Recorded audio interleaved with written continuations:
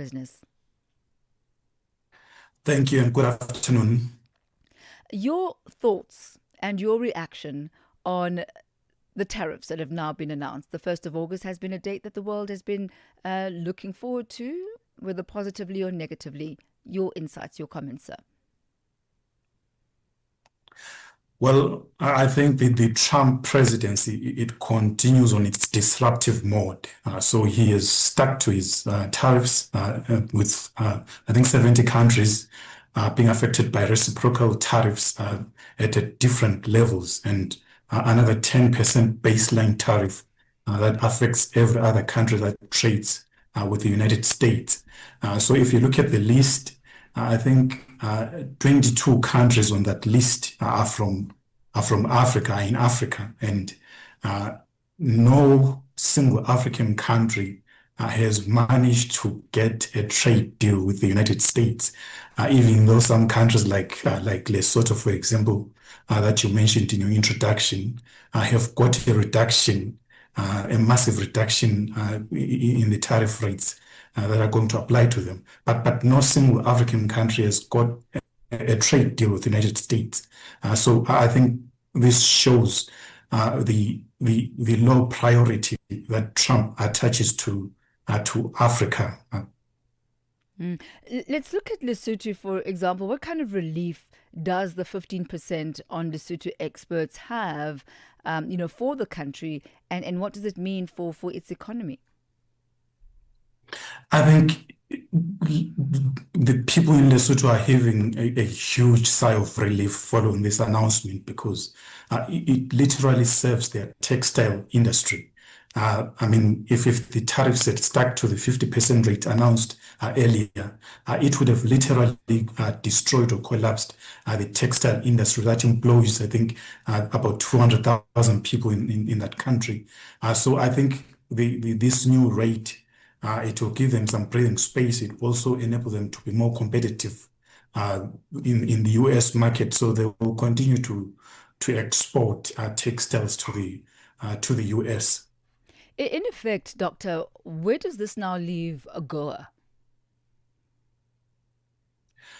Well, I think AGOA is as good as gone, because these tariffs, I don't think the Trump administration will renew AGOA, and because AGOA means that African countries will have duty-free access to the US market.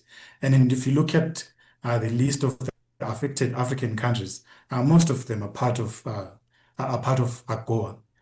So I don't think people should still be talking about AGOA. I think it will become history. But then African countries must now come together and strategize on how to go about, because one reason why African countries have not been able to strike a trade deal with the United States is because they negotiate individually and separately. And in negotiating individually and separately, they are very small economies with hardly any impact on the US economy. So they will be at the back of the queue in terms of negotiating trade deals with the United States. But I think if they come together as a collective and strategize collectively, they have a good chance of getting a better trade terms from the Trump administration. And you bring up a really good point there, Dr. Nkala, the fact that the countries negotiated individually. Which are the bodies that you believe should have been front and center at the negotiation table? What role, for example, does the African Continental Free Trade Area Secretariat play?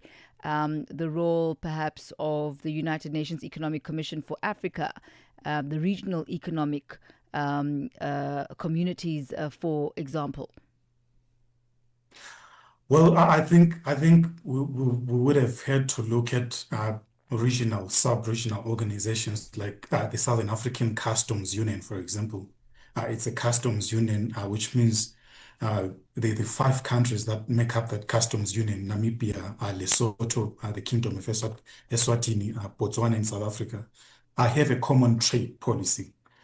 Whatever tariffs they are going to charge the US goods coming into their customs union, it has to be the same because they have a common external tariff. So they have the institutional framework already to negotiate collectively or, with the United States. Maybe COMESA as well. But the problem with the common market for East and Southern Africa is that they launched a customs union in 2009, but that customs union is not yet operational. So there is no institutional basis for them to adopt a common trade policy or negotiate from a common position. It will take political will from the member states to come to a common position with regards to their trade with the United States. So the same applies at the continental level. The African Continental Free Trade Area is really just a free trade area that seeks to enhance intra-African trade.